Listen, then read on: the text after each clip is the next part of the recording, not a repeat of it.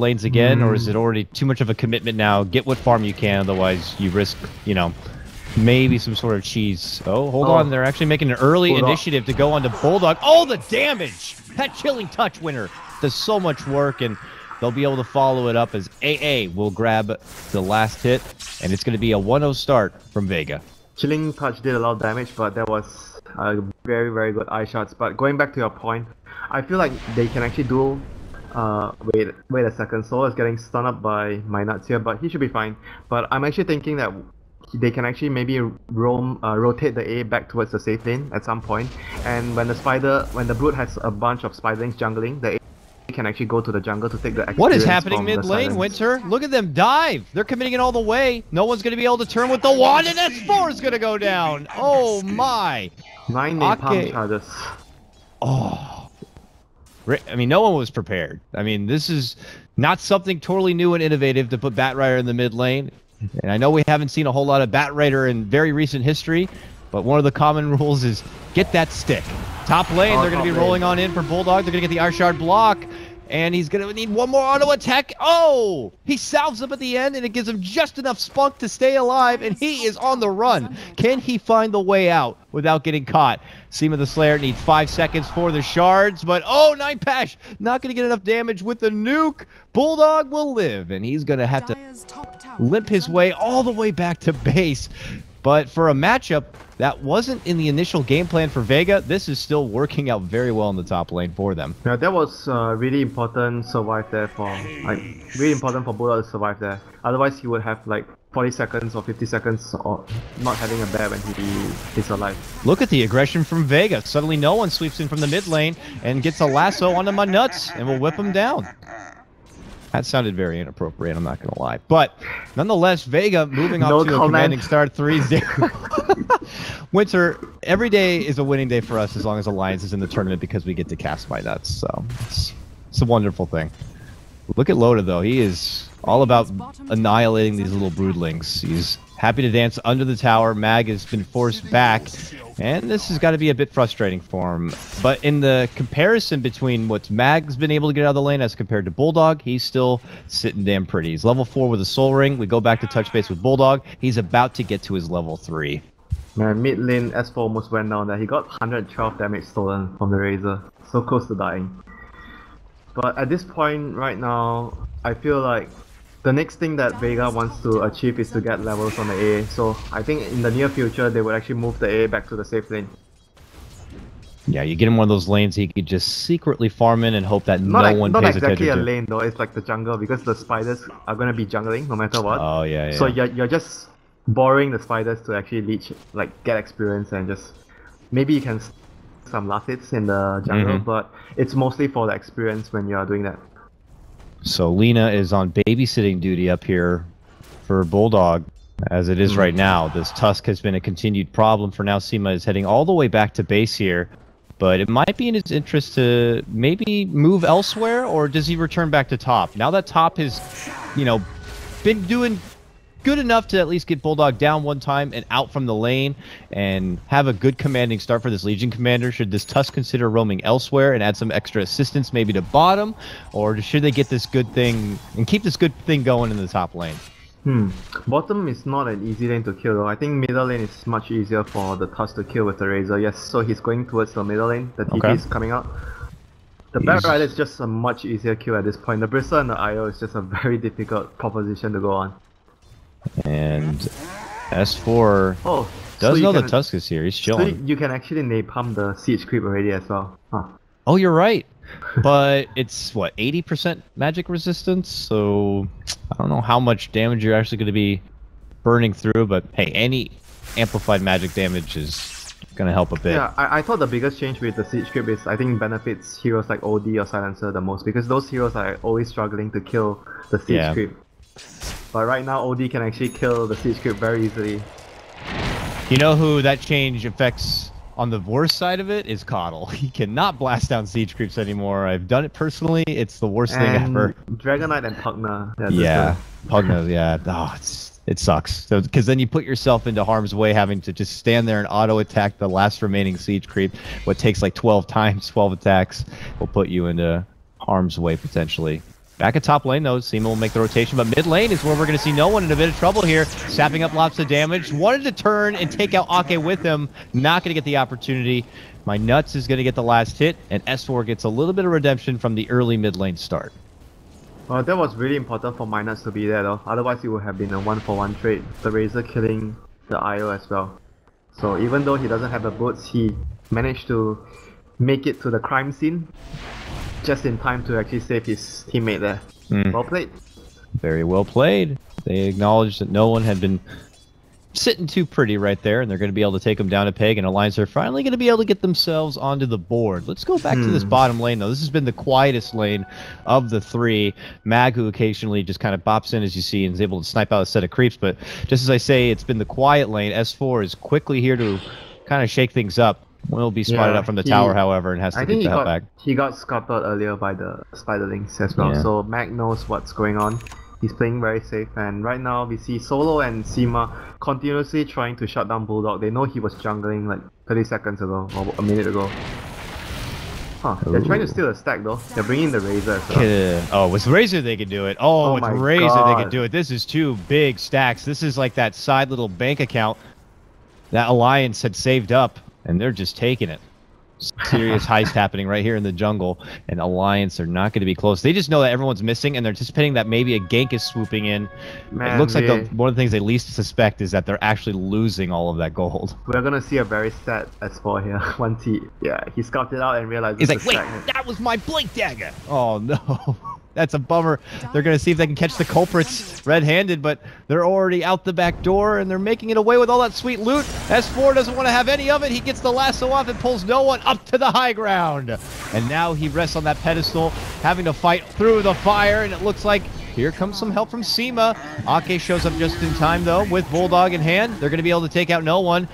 And with that, Seema will be next to fall. Alliance may lose those stacks of gold, but they have gained a couple of sweet picks, including that core Razor.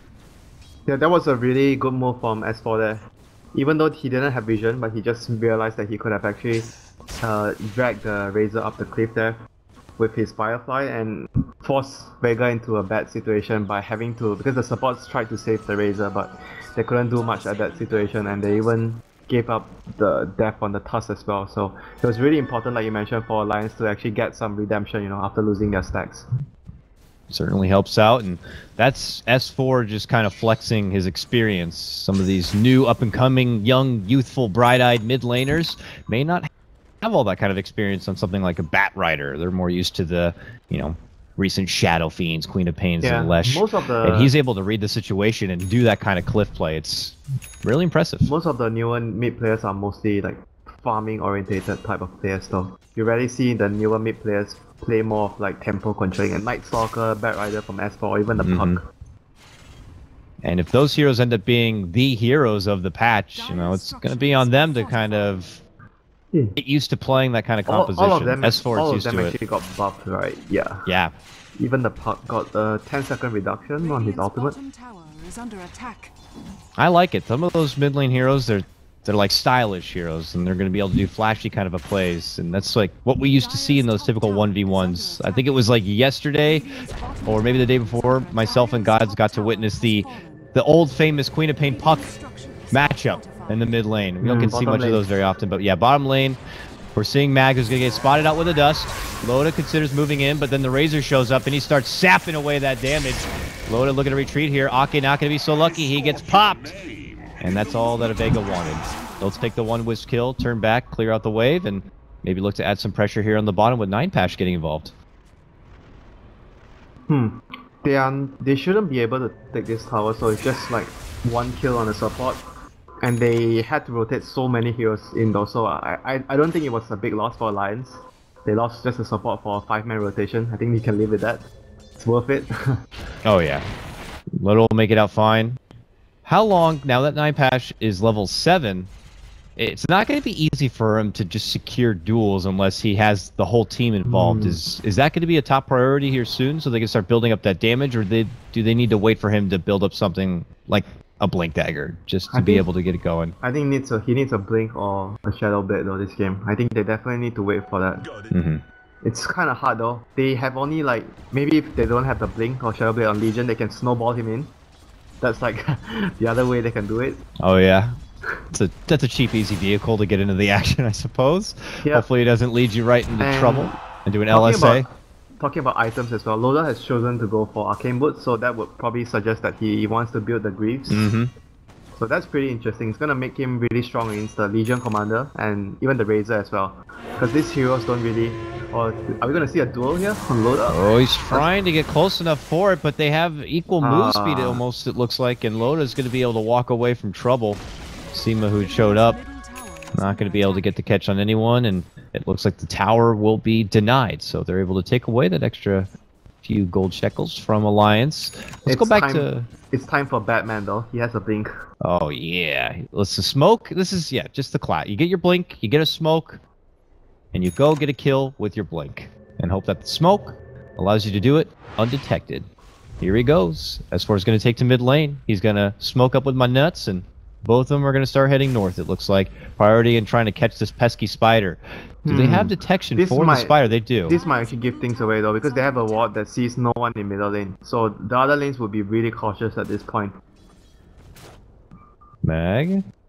He's starting to creep away here. Smokes pop. They're going to go for the dust. Mag is spotted. They're going to pull him back with the lasso. There's the LSA combo. And he will go down. Good successful pick and good debut of the Blink Dagger there for S4. Yeah, that was a really, really good kill for them to actually get. It was a lot of gold and experience as well, but was really farmed at the same time. So they needed to at least make more space for Bulldog to actually get back into the game. He's actually doing a very good job so far. 60 CS after a bad start. It's still a really good amount of last hits for him. Mid lane. Looks like Vega are going to be pressuring this tier 1 a bit. It looks like Ake is going to be first here to help level defend. 6, so now the game begins for Alliance lineup. Yep. Relocate and Lasso with Blink. These are all the key components that they need to get the game rolling for them. And Loda could just hang out in the side lane, farm up a bit, especially if he's going to be near Ake at some point, who could just relocate him into the battle. And I did want to turn back a page about the Greaves build that Loda will be going for. It's nice that he got the Arcanes, and if he builds into the mech, that's fantastic. Are we concerned at all about his mana pool? Is the Arcanes going to be enough to provide it for him? Because until he gets the Greaves, it's not going to be that free mana cost, and that is, you know, a decent chunk of income to get to that point. Though. Usually when you have a Wiz, you don't have to worry about mana. That's true, that's true. 9 Pash. Priest back in. Yet to see that dual debut, and I don't know if we're going to be seeing anytime soon. They know there's a ward here somewhere, and Ake placed the sentry on the wrong side. He was just worried that his TP rotation towards bottom would get spotted. Right now, they're going to spot S4. They got him. Whipped up, but it's going to be my nuts who gets off the Laguna, taking out Seema. S4 will continue to battle from the side, gets the flame break off, and they're going to take down the Razor. Alliance going on the move here. They will lose the Lina, but they come out the victors in that trade. They take down 2, including no one on the Razor, and everyone else is going to have to retreat away. Yeah, Vega didn't expect so many heroes to be there. They were actually thinking that they might actually find the Bat Rider alone, but there were so many heroes there and they didn't have any vision. The Broodlings didn't actually scout out anyone, and there was no wards there, so there was a unexpected amount of heroes there for Vega to find, and it turned out to be really costly for them, losing both the Tusk and the Razor. Uh-oh, Blink. Oh, we get the duel, but Ake already tethers away from it. So that means he's not going to be able to finish up the ball. No damage will be awarded. And in fact, 9 Pash is about to lose his life. Flame Break will bump him back a bit, but they're going to need a little bit more here. But look at S4 multitasking. Knows the kill's going to happen, so he goes for Seema next. Gets the lasso, pulls him back in. Seema's going to be forced to snowball, which brings him close to Ake. And he's not going to be able to get the ball down. They will lose 2. Top lane, Mag is pressuring a bit, but huge moves for Alliance on the bottom lane. That was some reaction from Ake there. That was ridiculous. It was just perfect timing. 9 Pash had the target lined up, dished out the nuke, and then almost like hesitated for a moment before committing in with the Blink duel, and that one moment of hesitation allowed him to tether away. Yeah, I actually think maybe dropping the nuke there was also another reason why Ake had time to react as well. Yeah. Because he dropped the nuke before he actually Blink duel, so it actually gave the IO like maybe half a second to react to what he did there.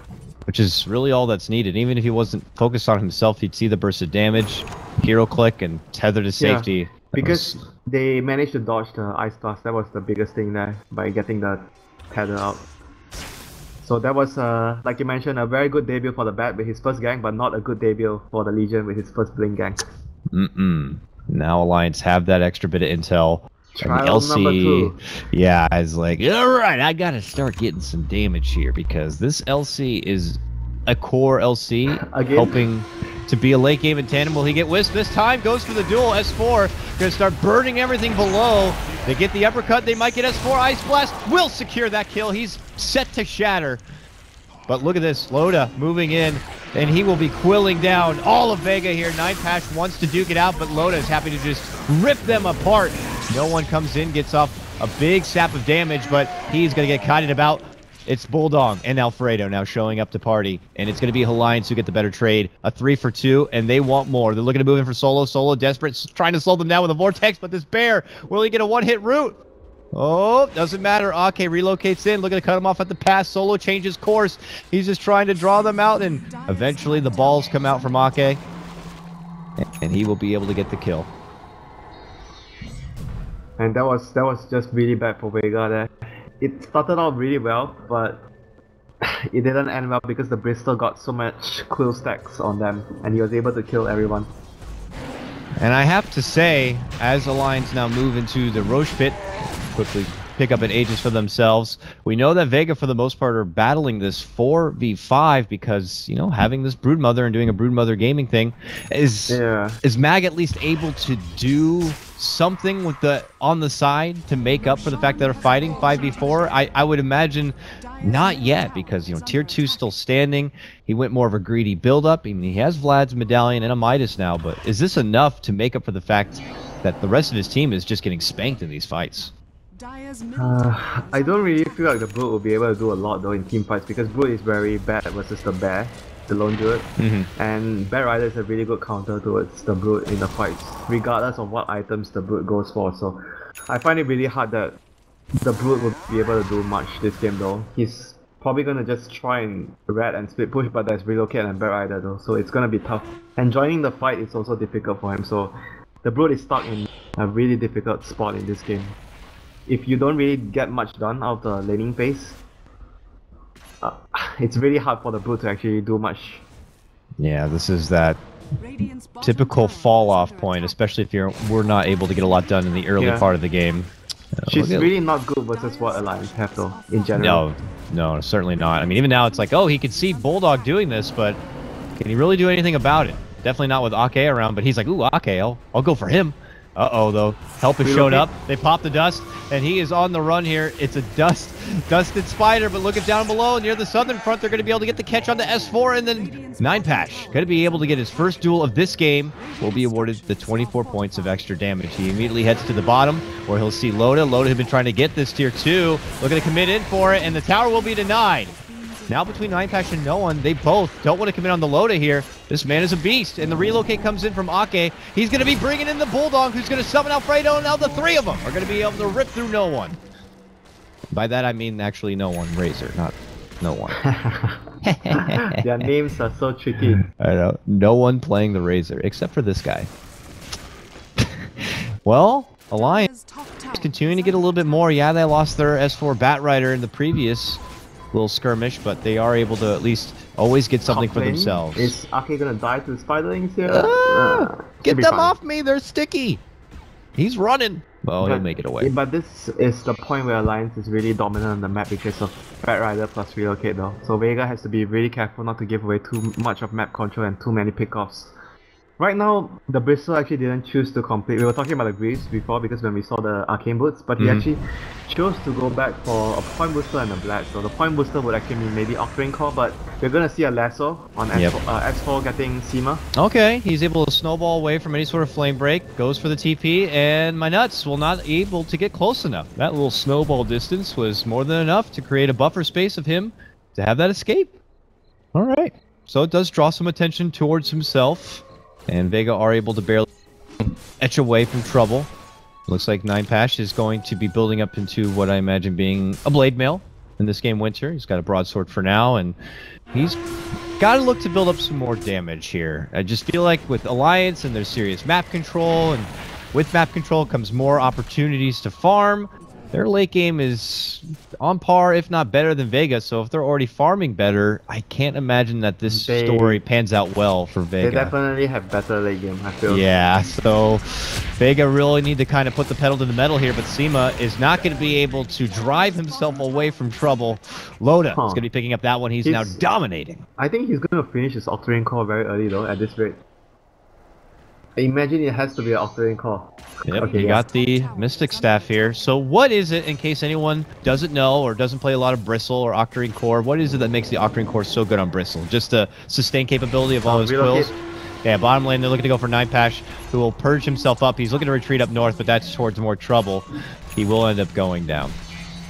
It's just the spell life drain though, allowing Bristle to be really tanky, and the slightly shorter cooldown of the Quill Spear is cannot be underestimated as well, because it's gonna allow the Bristleback to man fight like 5 heroes, like a lot of heroes basically. Right now they're having a shoe exchange item party over here, and he's gonna be able to finish out the core. Uh-oh, the bear goes down, gets snowballed in the bum. Sayonara, Alfredo. Bye, Alfredo. Alright, Loda now with a shiny new ball. Wants to play. And they even have the Mjolnir, the static on the that's just crazy. They have a lot of synergy between the heroes, and in between them they have the Blades. The Blades actually helps the Lone Druid as well, so both of the Lone Druid and the Bristleback's items are sort of helping each other in that sense. Oh, absolutely. And you could just see how comfortable Vega could be trying to find any sort of farm. This AA typically by now would love to have a lot of solo XP and farm. Oh, Blink in, they're looking to go for Loda. It does face him forward for optimal damage, and they got the Ice Blast. They will slay the beast. Wow. That was so deep in there. He was really greedy, and Io was not around to bail him out in case of anything. Yeah. Arcane was back at base, completing his mech.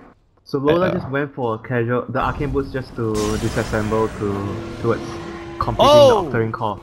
Nicely done there from 9-Pash. Solo being stalked there from S4. Did he remove the lasso? Yes, he did. Very quickly.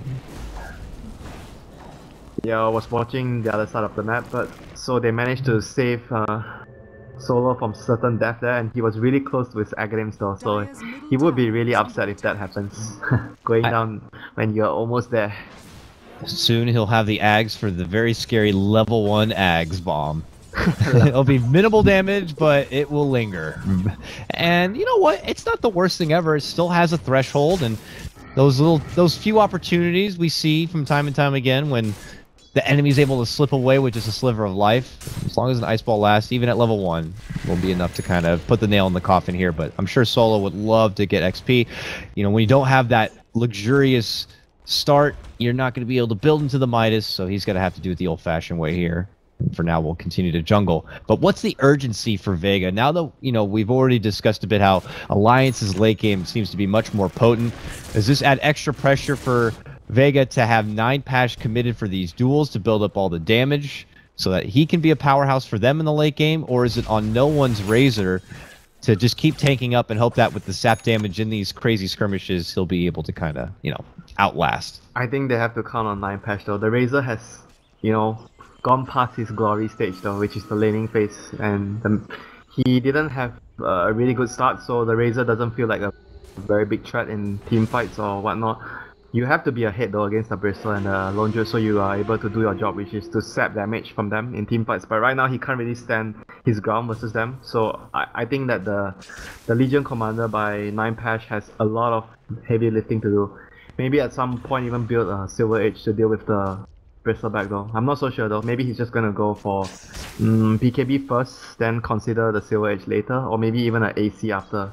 Regardless of what happens, the Legion has to do a lot of work this game. Yeah. Alliance are hanging around the Roche. No, it should be up in the near future. We still have a period of time. It looks like we still have to wait for the secondary clock. They just got a gem on S4, so that would be really important for them to control the map and just make sure that Vega are always playing in the dark against the Relocate and the Bat Lasso. It's a very difficult situation to be in, you know. We talked about that yesterday with against the Night Stalker, but today it's going to be against the Relocate and the Bat Rider.